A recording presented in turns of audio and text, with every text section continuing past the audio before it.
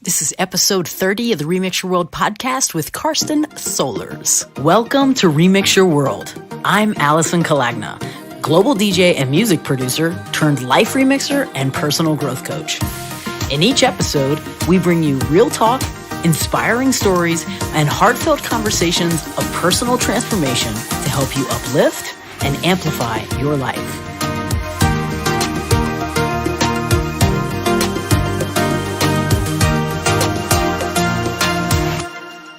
This is the Remix Your World podcast. Chicago-based Canadian export Karsten Sollors has earned the attention of electronic music's finest, and his profile has immersed itself across international club culture. Serving his agenda precisely, the signature sound of past releases on Toolroom Records, Undr The Radr, Nervous Records, Farris Wheel Recordings, Sleazy Deep, Stealth, Great Stuff, and more have lit up the charts, with many of his productions landing in the top 10 and top 100 spots on both house and tech house charts. His recent release, Weekend Warrior on Sleazy Deep, was chosen by Beatport as the #1 best new tech house track for December 2018, as well as landing in the top 10 on the Traxsource main tech house chart. Karsten hosts a monthly radio show, Sollors Systems, on Data Transmission Radio, and was just featured as a guest on Roger Sanchez's radio show, Release Yourself, after a successful chart-topping release on his label Undr The Radr. He has dropped down an immense resume of music, headlining events on his busy tour schedule across North and Central America, as well as India and Asia, playing alongside the likes of John Digweed, Art Department, Latrell, Chusen Ceballos, Jay Lumen, Sante, Gene Ferris, Proc and Fitch, Honey Sound System, Lee Voss, Way Out West, Paul Van Dyke, Justin K, Cascade, Lane 8, Dusky, and Christoph, to name a few. Sollors is also consistently placed on Anjuna Deep tours that go through Chicago, including their last 2 North American tours, showcasing a more melodic side of his musical character. He also holds a residency at the world-renowned Sound Bar in Chicago. Sollors continues to emerge with 4 anticipated new EPs coming this spring and summer on Nervous Records, Stealth, and Chicago home team label Farris Wheel Recordings. Come on, come on, come on, come on, come on. Oh yeah! What's up, world? This is episode 30 of the Remix Your World podcast, and today I'm talking to Karsten Sollors. He's actually DJing my release event April 26th in Dallas, and I am super excited. So if you are in Dallas, make sure you come and check it out. It'll be his first time in Texas, so we are super happy to be bringing him to release. We had a great conversation just about life and music. He's got an amazing positive energy. That's what actually drew me to him in the first place. So it was really nice for us to just have a conversation and talk about life and music. So without further ado, let's jump right in to my conversation with Karsten. Yo, check this out. Don't you want some more? Well, I'm happy that you're here, and I'm glad that you're doing this, so thank you. I'm so excited that you're coming to Dallas. I know. I'm really excited about that, too. I've never been there, ever. And the first time I'm coming is with you guys, and I get to play this super cool party. So yeah, I'm excited. The last one looked like it was really good. It looked like it was a great turnout. Yeah, we had a great time. I love the room too. You know, it's got you'll see, feels old school because it's been around for so long. It's like one of the longest venues there. I mean, when you go and you see in the green room, there's literally like signed by like Front 242. That old. Like it goes way back. There's like, so the green room, everybody's signatures are all over the place. It's so cool. But yeah, so it just gives you the history. What's the place called? It's called Lizard Lounge. Lizard Lounge. Okay. And it's like, it's a concert venue. No, it's actually a club. Oh, it's a club. It is a club. Yeah.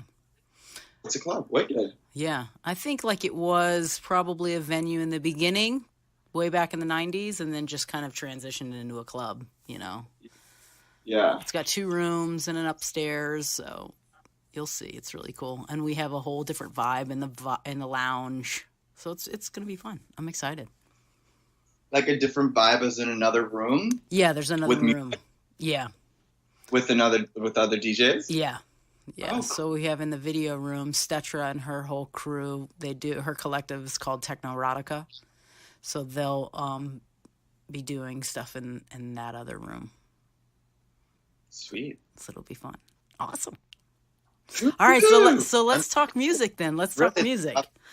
So, because I don't know, let's go way back and rewind to your childhood. Were you musical? Was this like a thing you knew?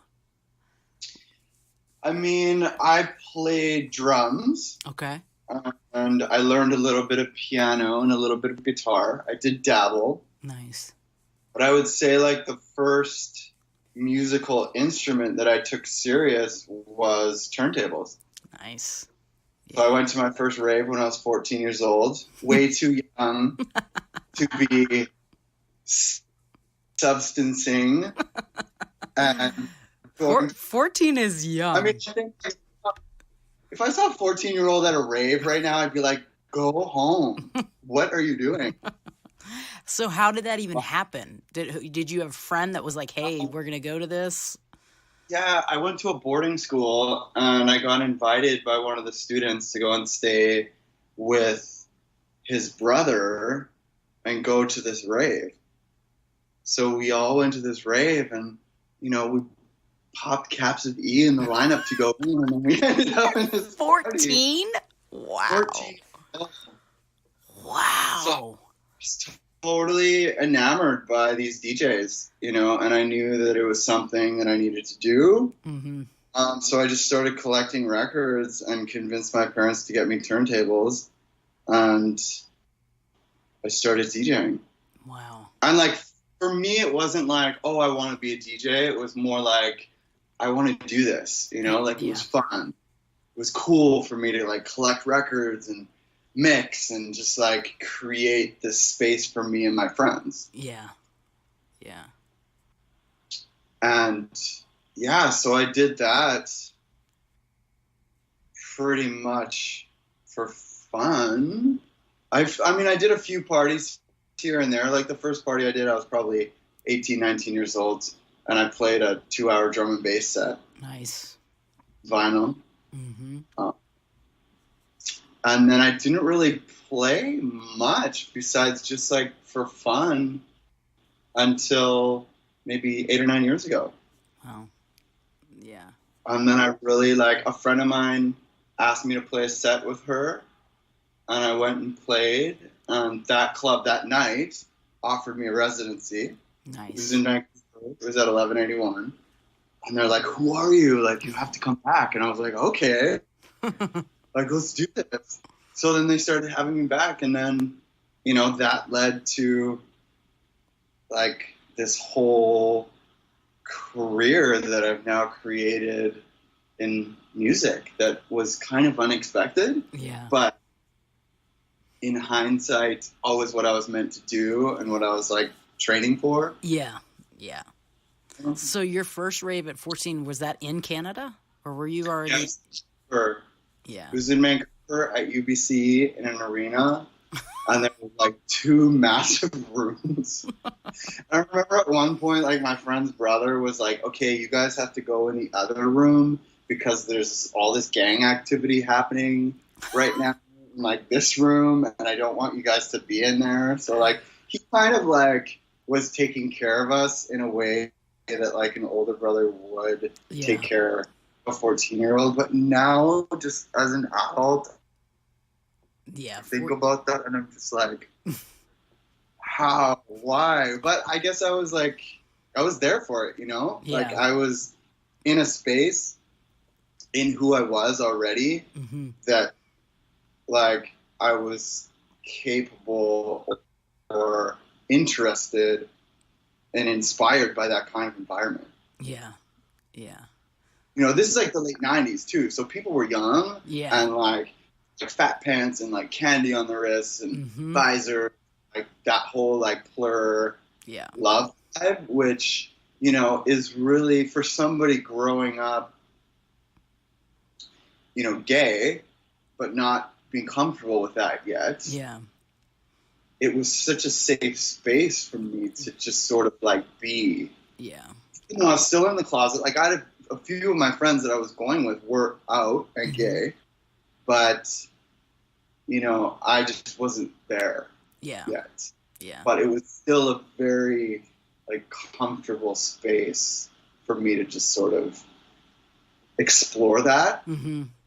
you know, and not feel like, oh, like I'm being too gay, or you know, Right. like it's like whatever, Yeah. you know, whatever we go through as teenagers, but also having to deal with that. Yeah. You know? I think the rave scene was really helpful for a lot of people in that, you know, like my first, I was in clubs really young, but they were teen clubs. So I was in teen clubs around 14, 15, but I didn't do my first pill until way later, you know, like, and then when I got into raves, then it was like, whoa, like a whole thing. But we had a bunch of teen clubs where I was from, because they were clubs that lost liquor license, so they would just turn them into teen clubs. So we'd have these mega clubs that were like, but it was just us, and they were only serving water and soft drinks. But it, you know, I got the bug after that. I was just like, whoa, what is this? So were these like, was it electronic music? It was electronic music, yeah. But it was mostly, there was a lot of open format in it because it was a smaller town in Louisiana. And so it was everything from Nitzareb, Front 242, like, you know, industrial type. And then, but there was still like happy techno, you know, so the whole like James Brown is Dead, Two Unlimited, those kinds of things. And then there was some underground things that would come into it. It was just a weird space of everything, right? So it was like, it's what you would have called open format now, was what they were doing, you know? Yeah. And then I guess I was like, that's what my question was kind of getting at. Like, is it a more, because like the rave scene was very specific to like electronic music. Yeah. And now all like drum and bass and breaks, and, you know, hard house came into play. Yeah, and eventually, so that scene started to change, and that's when I fell into it, you know, when it was definitely into the rave scene. But my first intro to clubs was in the teens, and it wasn't into that, you know, and then I got into the rave scene, where my first rave was like at State Palace, and Jesus, it was crazy. I played drum and bass for a little bit, too. Yeah. I did. I still love bass. I like the... Like, it stokes me up so much. Like, it's one of those like yeah, like I just get so excited. I always liked more of the atmospheric ones, like so High Contrast and LTJ. Yeah. Like I liked the prettier side of drum and bass, you know. But yeah, I played a little bit of that. DJ called Atmosphere that sort of vibe. Yeah, there might have been. Yeah. Oh my gosh. Yeah. I just remember, like, I think Charles Feelgood, it was even Bad Boy Bill way back in the day when he would come through Louisiana. Richard Humpty Vision. Like, all of them. I remember the first time I met Bill, I was just like, dude, I was this kid in front of you just watching you in Louisiana with your scratching, batch, boich, bilch. I was just like, what? Like 200 tracks in like an hour. In an hour. I know. I'd never seen something like that. One next, the next. And like that time, I just remember being so, you know, on that dance floor, on his dance floor especially, created such a, you know, an amazing dance experience. Yeah. You know, at that time, at that age. Yeah. Yeah. Have you met him? I mean, do you run into him at all in Chicago, or? I have not met Bad Boy Bill, but I played a festival with DJ Dan. Okay. Last summer, and I got to meet him, and I was a big fan of his, like in the late 90s, early 2000s. So that was cool because I had played. I think he was playing on a stage right when I was playing, but he like came over to our stage, and then I just ended up having, you know, a bit of a conversation with him. Yeah. So that was to kind of like see the full circle experience. Yeah. You know, I didn't mention to him. I didn't want to like, you know, yeah, when I was a kid, like I used Right. to, you know, like Right. It's hard not to fanboy sometimes though, because like they were big deals to us, you know. So it's like, yeah, yeah, I know. Who else did you yeah. look up to then when you started? Frankie Bones. Mm, Kind of like followed Frankie Bones around, okay. like his like techno and breaks vibe. Yeah, yeah. I was really into that. Like he was one of the first artists that I was really like, wow, this guy's amazing. Yeah. You know, I probably went to 10, 15 of his shows and had his CDs and Yeah. whatever. Yeah, Frankie Bones was a big one. And then, of course, like Roger Sanchez and like Frankie Knuckles, and, you know, the like house stuff and DJ Fix and Icy and, Oh man, you know, Icy. I have every fucking record of Icy ever. Doubles. Still have them in because Breaks was huge in Louisiana. It was huge. Oh, yeah. I mean, I guess Louisiana is kind of close to Florida, right? Yeah, so Like we'd Florida. get all of that Florida stuff come up. So Breaks and freestyle, all of that would come up. Yeah. Oh my God, DJ Icy. I mean, like, yeah. I still feel that same passion towards music, but it's just like evolved from that. Like, I still love breaks and stuff, but I don't know, it doesn't inspire me maybe as much as house and tech house and like that sort of vibe right now, and I think that's why it's kind of evolved to that. Yeah. I'm playing and what I'm producing. But I do like whenever I hear, because like a lot of the tech house guys are putting out, like the current tech house really has like kind of a breakbeat step to it. Yeah. And I buy all of it. Because some of the meaning like Dirty Bird style type in that. Well, Dirty Bird stuff, yes, but some of the stuff coming out of the UK, like, and also Spain, like Oscar L. puts out techno, but also puts out like almost a breaks structured groove. Yeah. But then with more of like a tech house vibe. Anyways, I guess it's like adding an extra kick drum or, you know, where the snares are placed and stuff. But yeah, I dig it. Yeah. So when did you start producing, and how long were you DJing before you decided I want to know how to make it? I always wanted to make it. It was just like taking the time to learn. You know what I mean? And like I didn't know where to start. So I guess I would say, like, you know, I've been DJing now for like 21 years. But professionally, like full time, I've probably been DJing for about 10 years, maybe 9. And then I started producing 6 years ago. Yeah. So there was one winter where I was finally like, I need to learn how to produce. This winter, I'm going to learn how to produce. So I didn't know where to start. I went to the local like DJ store.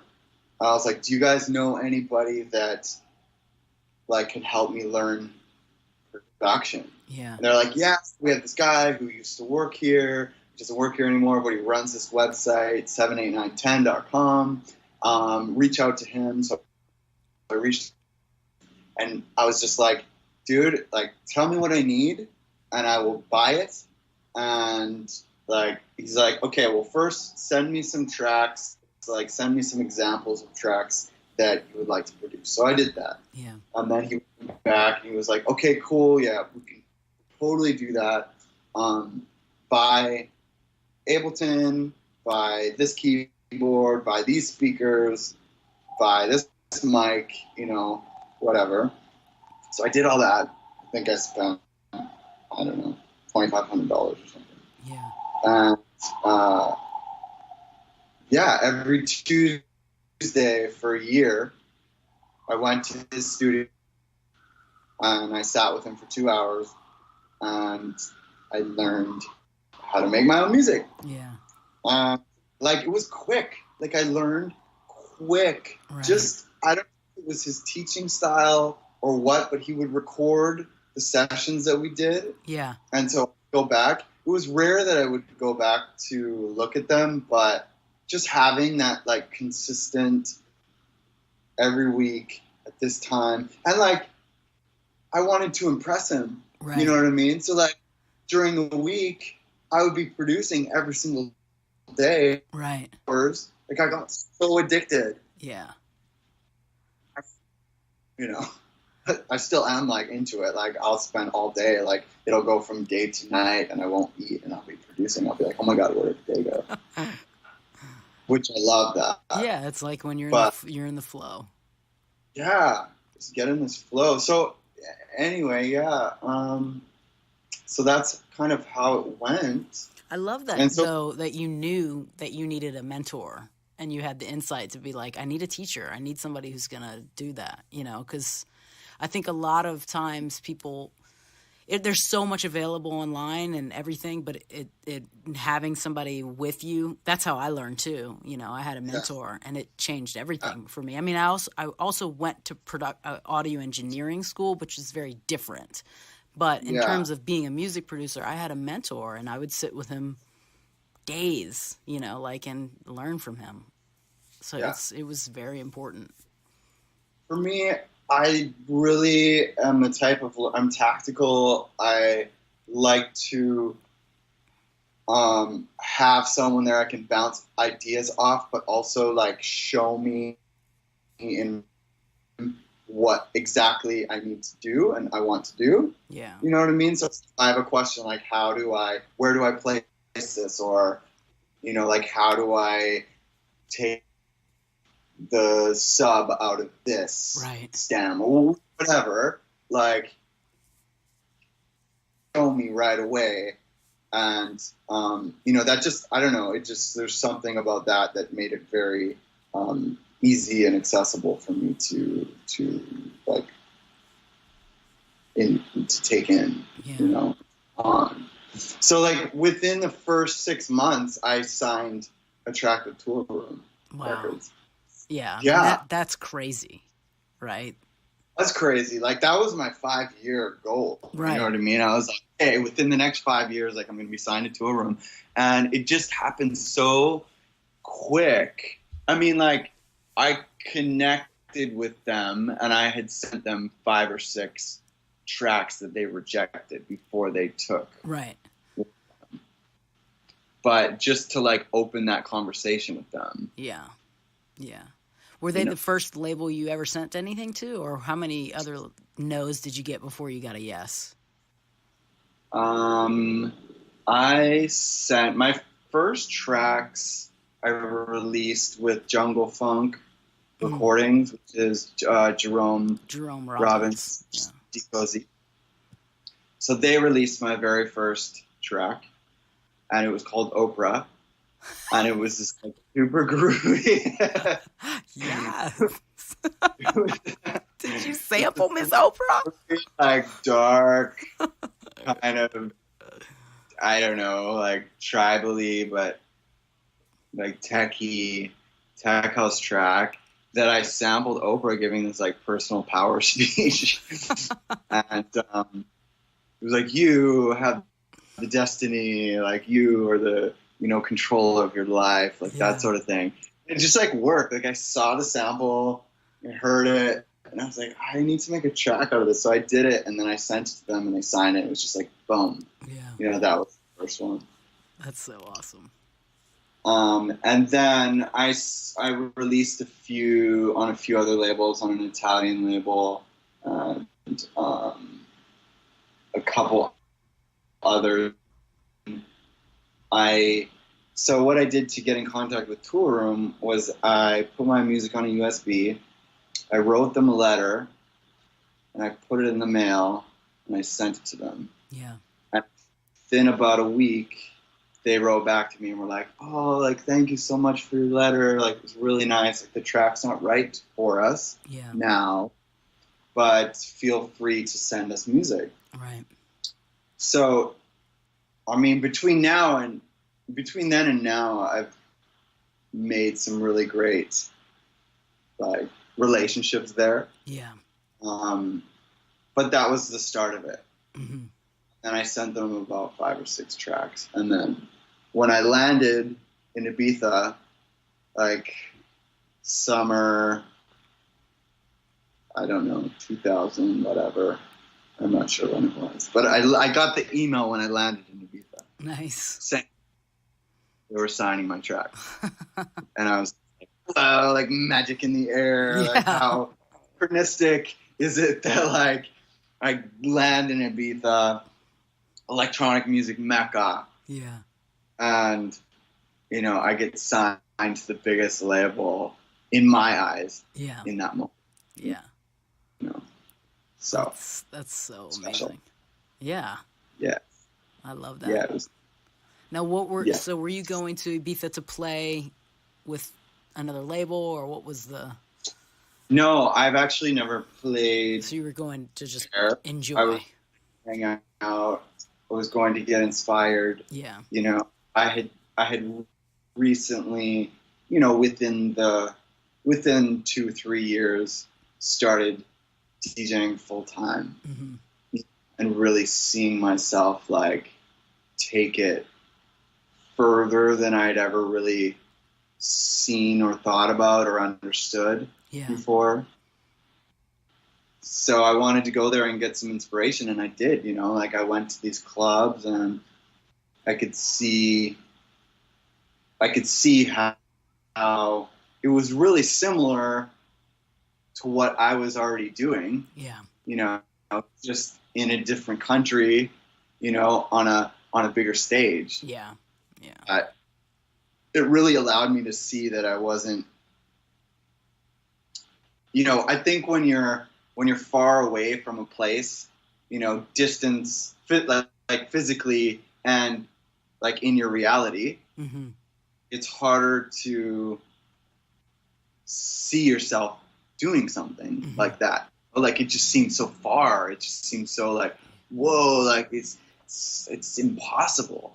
But then when you, like, put yourself in these situations and you see, oh, like, that's, you know, he's just doing, like, what you do. You're just on a different level. It really allowed me to say, like, oh, okay, like, yeah, I can do this. Yeah. You know. Yeah, it helps build the vision, step into the vision. It helps, yeah, it helps step into the vision. It helps step into the reality of it being a possibility. Yeah. You know? So, yeah, that really helped. I came back super inspired from that trip.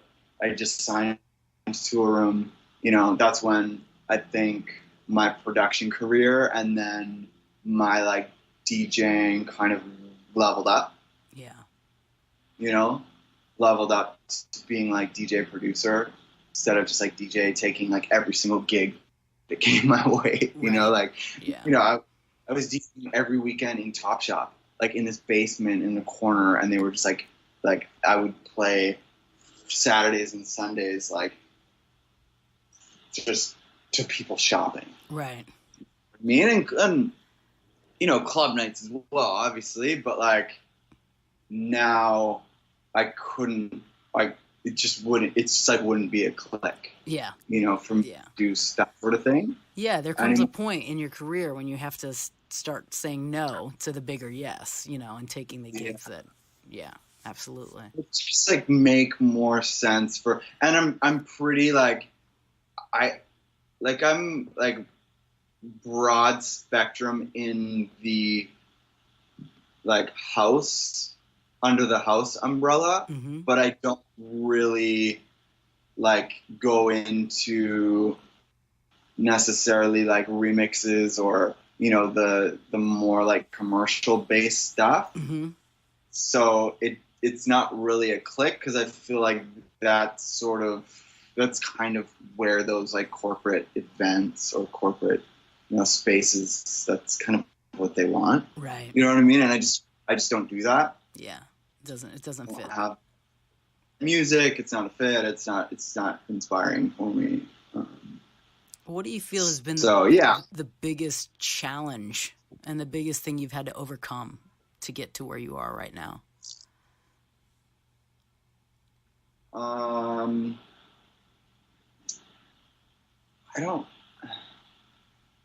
It's a good question. I'm not really sure how to answer that right now. Can we go back to that? We can. Yeah. So let's talk about then. So like, one of the things that I resonated with you and is just because energetically, right? So like that's kind of what Shane had said. You really should meet this guy Karsten. Energetically, you guys are going to be a great fit, And so like that's when I started to kind of follow you, and I was like, oh yeah, I'm into this. We're totally in the same vibe. So what was like some of your first personal development books? Like what was like the first one that you picked up where you were like, oh, this is really cool, and kind of started you on that path? So, firstly, I think it's not a book, and it's maybe not the ideal scenario, but I think drugs, taking ecstasy at a really young age, really opened me up to that spiritual world, the connectivity, the telepathy, the intuitive stuff that has become such a huge part of who I am now. Right. That now has become so normalized to me that it's just like, oh yeah, that's just how it is. Yeah. Before when I was 14, that wasn't really there yet. Yeah. But I think I've always been kind of aware at quite a young age, but I definitely, drugs played a huge role in opening that side of me and allowing me to be comfortable within it. Yeah. Yeah.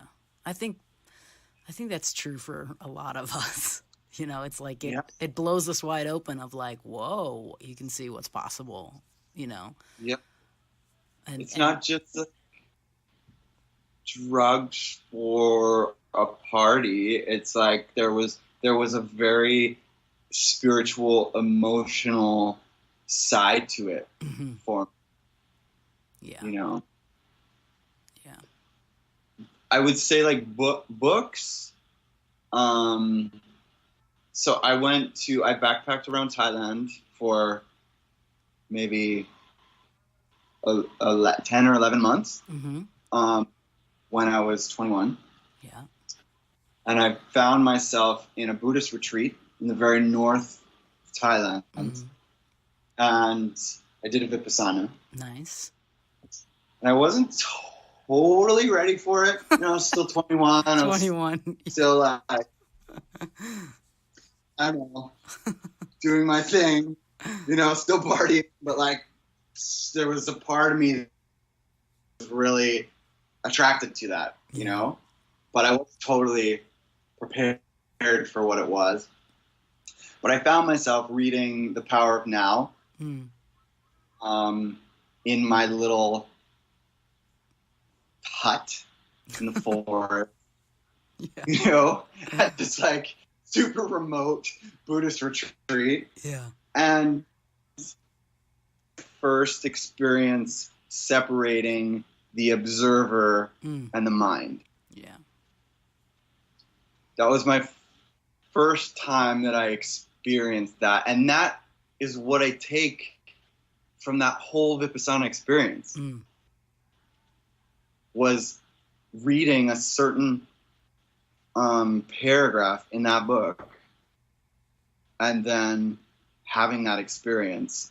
And that kind of, was my takeaway from that. So I would say that was definitely the first book that I read that allowed me to not just read about something and say, oh yeah, that makes sense, but actually experience it. You know, because I do read a lot of books that like, I'm like, yeah, totally, but it doesn't really, you know, it's like I'm reading something that I already know and I already understand, but I'm not necessarily taking it on and fully experiencing it. So that was a big one, I'd say. Yeah. I used to, God, I remember the first time I read that book, and so I read it, I mean, I've probably read it like 10 times by now, but like, I remember bringing it into the club to remind me to be present when I was DJing, so I'd have it right in front of my mixer as like this thing to just, just to constantly make me get back to the moment, because I had, you know, like I had a lot of anxiety, you know, a lot of times when I was DJing, especially when I was younger. And this was so long ago. So I was still playing records then, you know, but I had the book right in front. But it was this constant reminder of like, just be present, because I would get so anxious in my head of like, oh, I want to play this record. And I would try and get so many records ahead that I would forget where I was, you know. So it was just like this moment where I would just come back to it, you know. It was just like a little anchor for me. Yeah, I get that. I mean, I do that with Reiki, even to this day. Yeah. You know, if I'm like, because like, you know, club world can be super crazy, especially when you're DJing. Like, you know, if I'm DJing at 6 a.m. and I've been awake for however many hours and I'm playing in this environment, there's just so much going on, and there's people trying to talk to you, and there's, you know, and you're creating the space and really bringing the vibration up like crazy, you know? Yeah. It's very easy to like become ungrounded. Like even sober, like I'm now doing all of this completely sober, you know, because like for me, I know what I need to do to feel balanced in all of these very situations. Yes. So I took my level 1 Reiki, and during a DJ set, most of them, usually when I'm feeling ungrounded or I'm feeling like the room isn't connected, I'll just like take a moment, close my eyes, like in the middle of the DJ set. Yeah. Who knows if people are watching that? What the fuck is he doing? It's okay. You're not alone. It helps you. You know what I mean? Yeah. Like this moment that I'm taking will help you in the long run. Yeah. I Reiki the booth every time. Nice. Every time I Reiki that thing, I'm like, and then myself, and I'm like, all of it. I remember when I played at the beach party, a winter party, and I brought this huge smudge stick, and I went and I saged the entire thing before, and people must have thought I was crazy, but I was like, I don't care. I don't care. Because I want to clean the space. Good for you. Yeah, I mean, you have to do, like, I see myself as, like, the captain of the ship, you know? And, of course, it's a collaboration between crowd and DJ and room and all of that and time. Yeah. But, you know, we're really the end-all sort of, like creator. Yeah.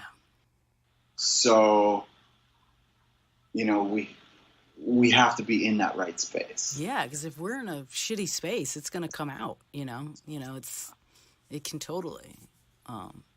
So I want to rewind though, because you said about being sober. When was that moment when you decided then enough is enough?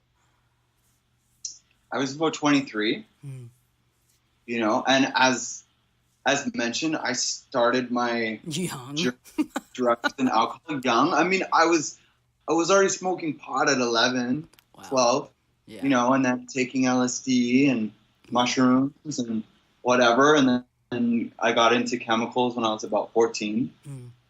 So I had full-blown addictions by the time I was 18, 19, 21, you know? Yeah. So, So I guess going back to what was the biggest thing to overcome, I would say that. Yeah. You know? It's like getting out of that drug party nightlife space and moving into a more balanced, clear-minded party nightlife space. Mm-hmm. You know? Yeah. And like overcoming the anxieties of being out without having substance. You know, it's like relearning. Yeah. Relearning how to party. Mm-hmm. It's like relearning how to be in an environment where you've been for the last 10 years in another altered state. Mm-hmm. Yeah. So like, who am I in this as me unchanged? Yeah. You know? Yeah. Which are powerful. So like, that's powerful lessons and questions right there, you know, that you have to then dig in and find who that is. Yeah. Within that context of being in that environment. It's not easy. I always say, I'm like, God, I always feel like I'm the only sober one in this room sometimes, and sometimes it's really uncomfortable. Yeah. And I'm really comfortable with it if I'm DJing. I have no problem with that. But when I'm out, mm-hmm.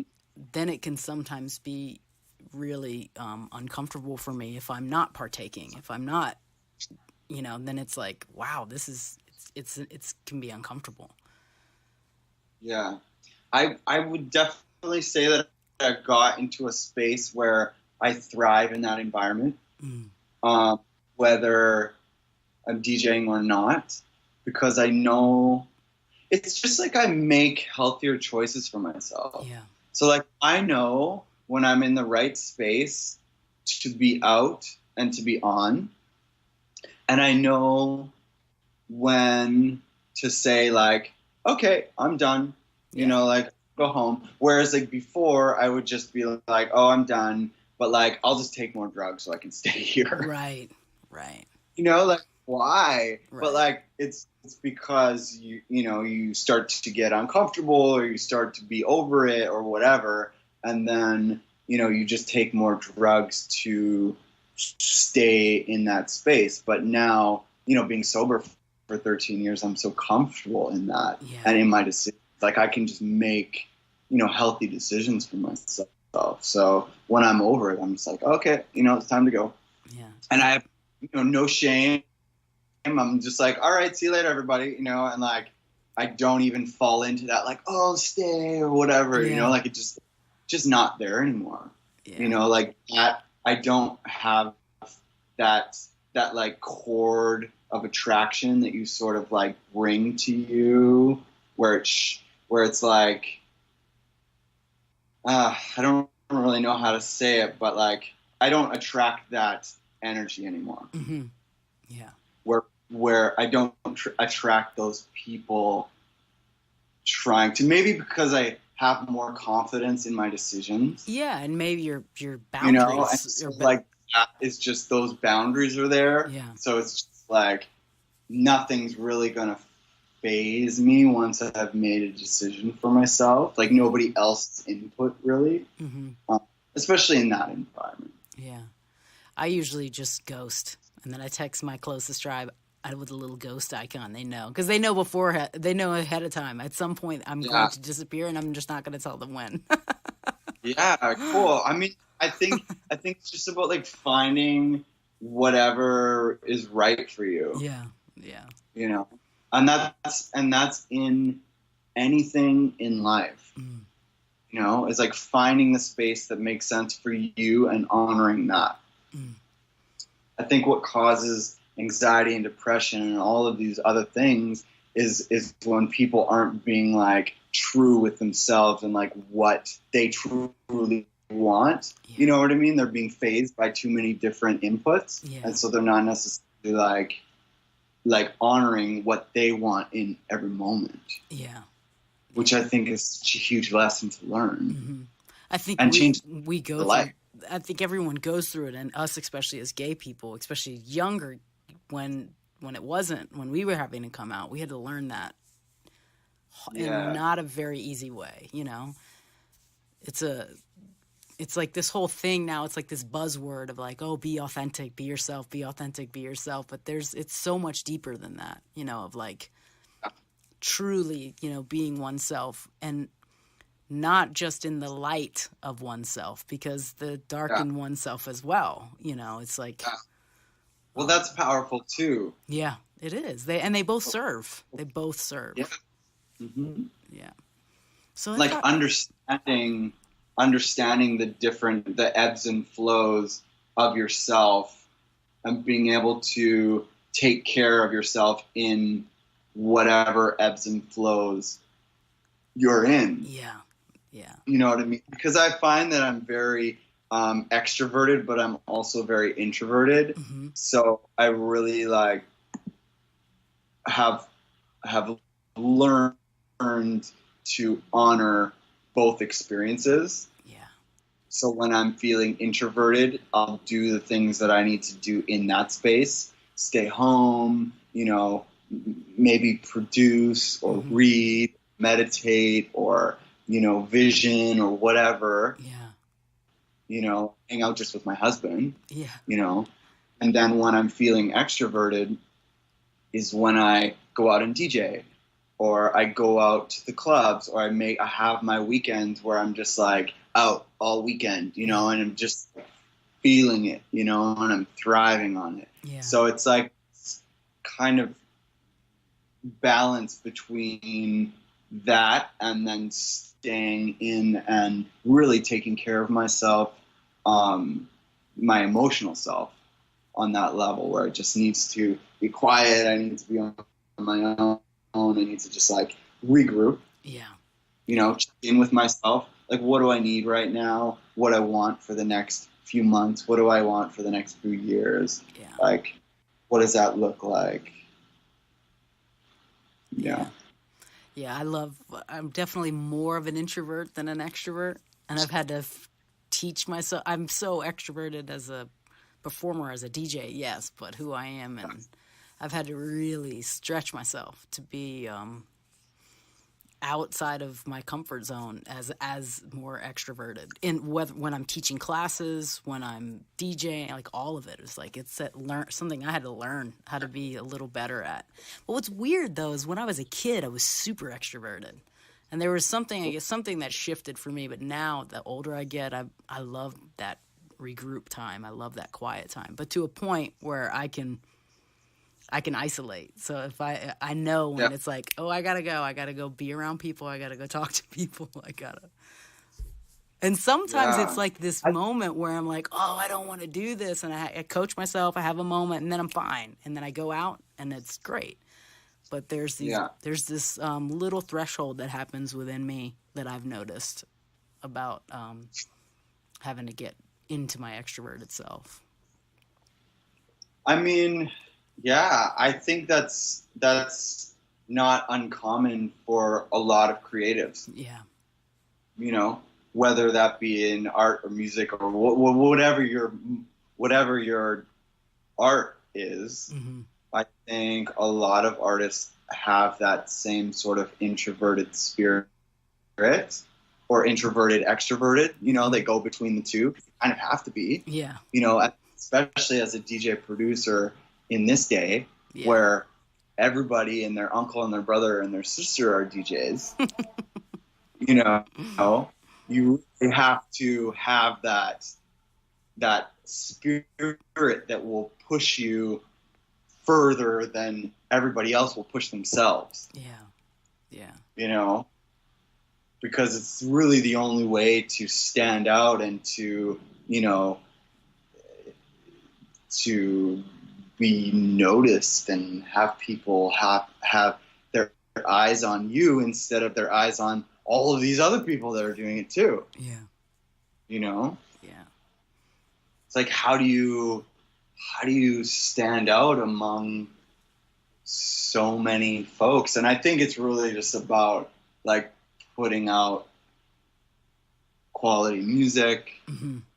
There's like the whole creative side, but then there's also the whole business, social media, like booking, reaching out for bookings, like just being a like squeaky wheel, I guess. Right. Yeah. You know, but also having the talent and the resume Yeah. to back it up. Yeah. Because there are a lot of squeaky wheels too. You know, there are a lot of people that like have a good sense of hustle. Yeah. But they don't have necessarily maybe the background or the resume to back it up. Where it's like it's really about like the right timing, but also the right experience, I guess. Yeah. And now, I mean, it's no longer, you have to be producing music. It's not a option anymore, you know. No. It is. I mean, and be putting out music regularly. Yeah. Yeah. You know, like I'm always conscious of what I've produced, what I have that's unsigned sitting on my computer, like what releases I have coming up, and then what labels are kind of ideal for me to be releasing my music on in terms of like reputation and exposure and all of the things that releasing on a solid label gives you. Yeah. Yeah. Because music doesn't bring any money. Right. Like I mean, like I make all my money from Gigs. touring. Yeah. I mean, that's just music in general now. You it's just crazy. Yeah. It is crazy. I mean, the amount of it's marketing. It's basically marketing now. Yeah. Is what it is. It's basically marketing. Yeah. Yeah. I mean, the amount of hours that I put into like the behind the scenes stuff, you know, like I saw a meme the other day, and it was like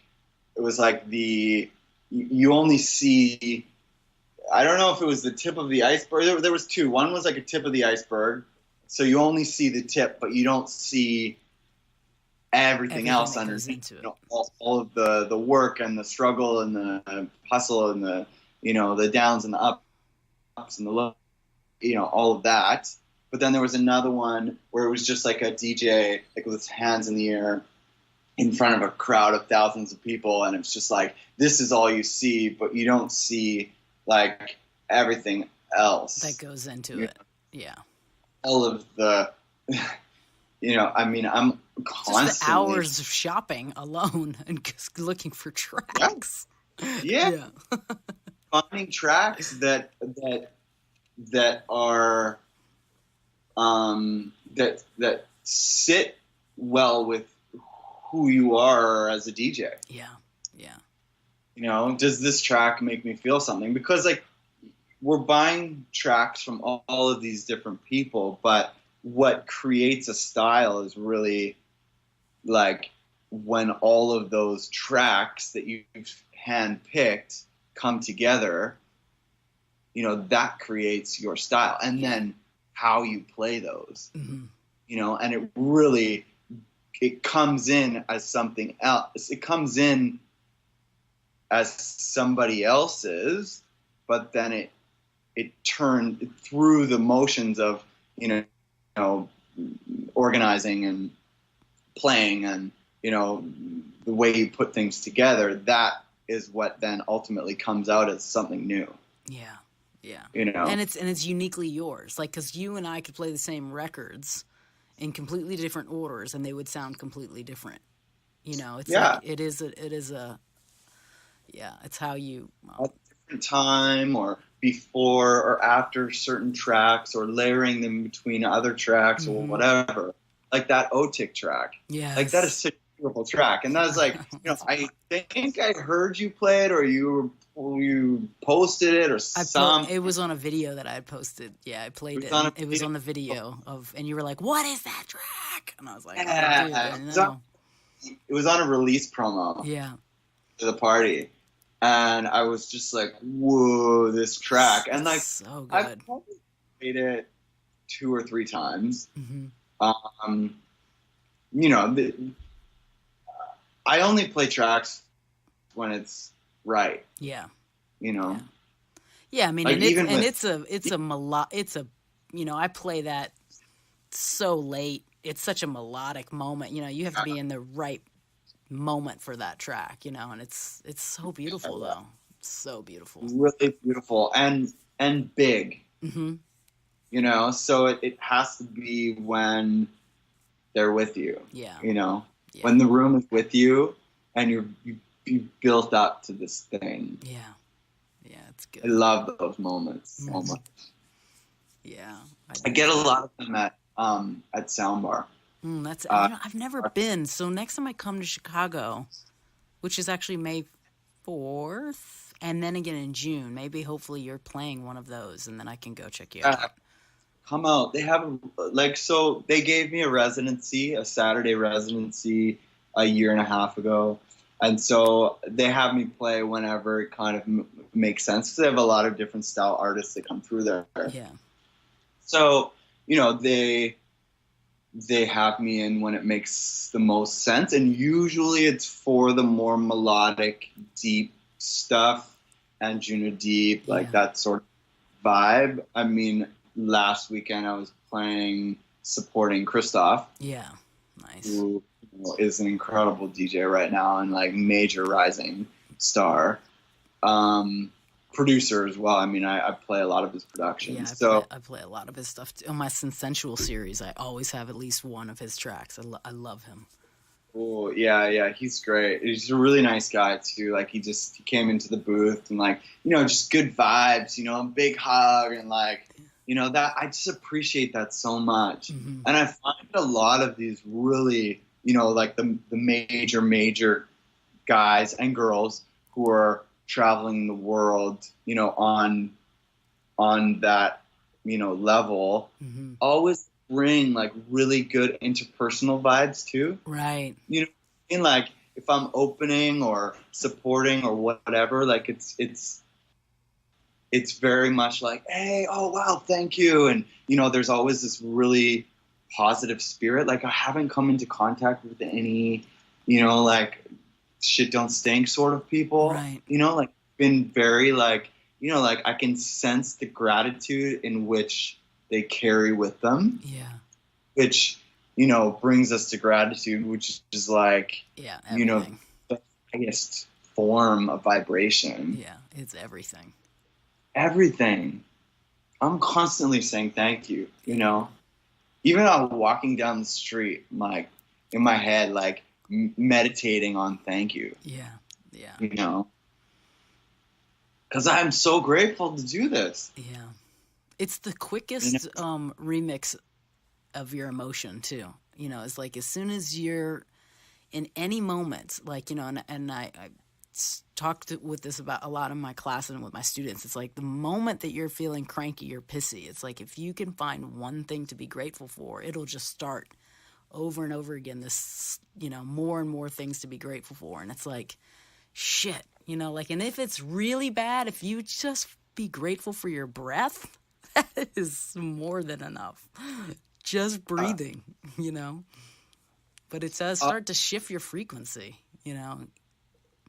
It sure does. Absolutely. Thank you. And I find I forgive you and love you are three major like mantras that shift my experience. You know, it's very rare that I have, you know, negative like interpersonal relationships happening or you know, people sending me, you know, negative shit or whatever. Right.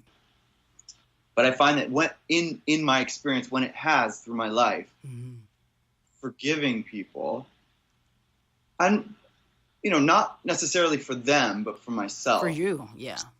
Yeah. Yeah. So I'm not like poisoning myself with whenever I think about, you know, that experience or whatever. Like it just sends me into a you know, icky place or whatever, you know, negative space, negative mind frame, which is so easy to happen if you dwell on things, you know.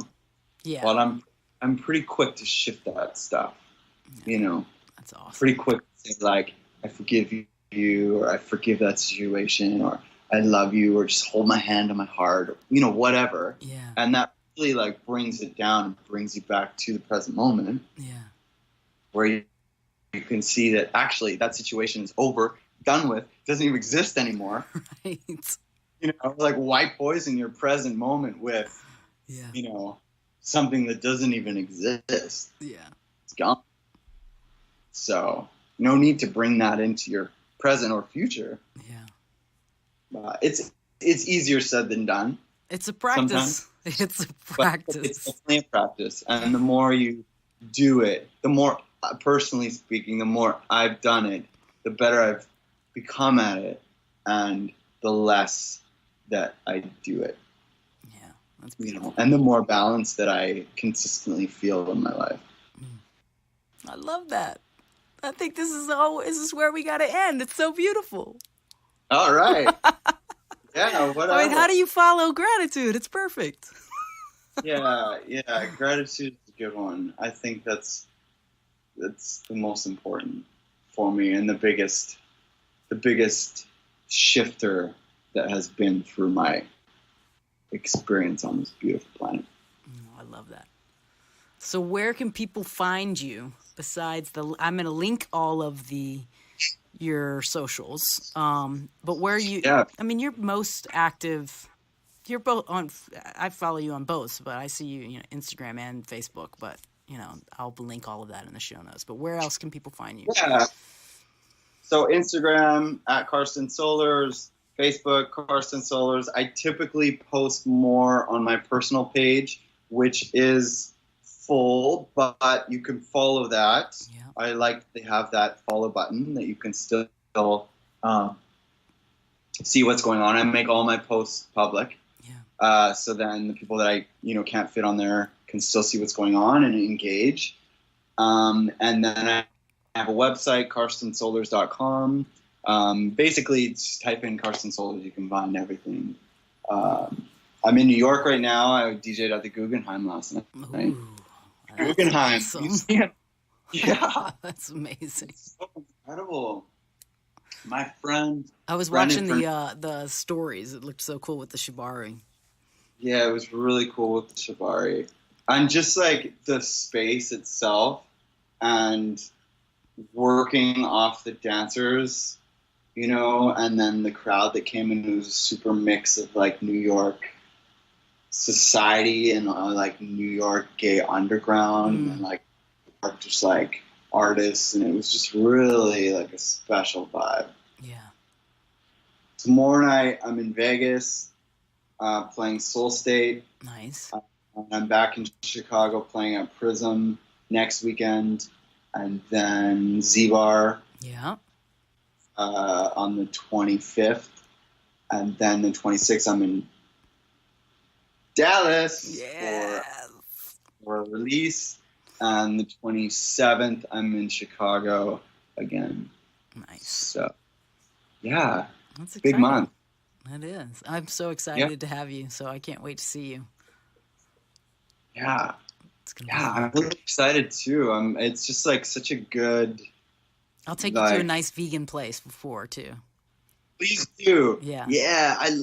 That's one of my most favorite things about touring and just traveling in general is like trying the vegan options in that city, because there's just so many great people doing so many great things in that space that I've like re-fallen in love with food. And when I eat, I'm so like goodness, and I just feel like I'm constantly raising my vibration with food. Yeah. Now. Yeah. My body's not a graveyard anymore. My body's like a garden. It's powerful stuff. Yeah. I'll find the best place and I'll take you. You are the best. Alrighty. I can't. We're gonna eat good food. We're gonna have an awesome show. It's gonna be awesome. I'm gonna play an amazing show. Yeah. I'm excited. Cool. Well, good. Well, thank you so much for coming on. I'm going to link everything so everybody can follow you. I really appreciate it. I absolutely adore you. I acknowledge you. I love what you're up to. I love your positivity. As I said, that's what drew me to you in the first place. So, I know you're going to just keep growing and keep going so far. I believe in you. So I love Thank you seeing so you. much. Thank you so much. All of those sentiments right back to you, and I can't wait to, work with you and, talk more about all this stuff. Now you can come back anytime you want. Woohoo! All right. Awesome. All right. We'll talk to you soon. Thank you. So that's it for this episode. I hope you found something inspiring with my conversation with Karsten. You can head over to the Remix Your World Facebook group and let us know, or take a screenshot with your phone, tag us both in Instagram, and let us know you're listening, and tell us what you found inspiring. I'd love to hear from you. I will link up all of his information in the show notes, and you can go and follow him musically and on his social profiles. So that's it for this week. I hope you have an amazing week, and I look forward to seeing you on a future episode. I've got some really cool things coming up. If you are interested in taking CIJ with me, which is my 8-week self-transformational course that is all done online, you need to reach out to me ASAP, and I can get you on the schedule so you and I can have a chat to see if you and I are a good fit. If you have no idea what that is because you've never heard this podcast before, then my friend, head over to remixyourworld.com/CIJ. You can read all about it, what I do, why I do what I do, who I teach, who I coach, who I mentor, and you can read a bunch of testimonials from past students. So if you're in a place right now in your life where you're feeling a little stuck, or maybe you have an idea that you really want to birth, then my friend, come on down. Let's remix your world. That's it for this week. I will talk to you guys soon. See you on the next episode. Take care. Bye.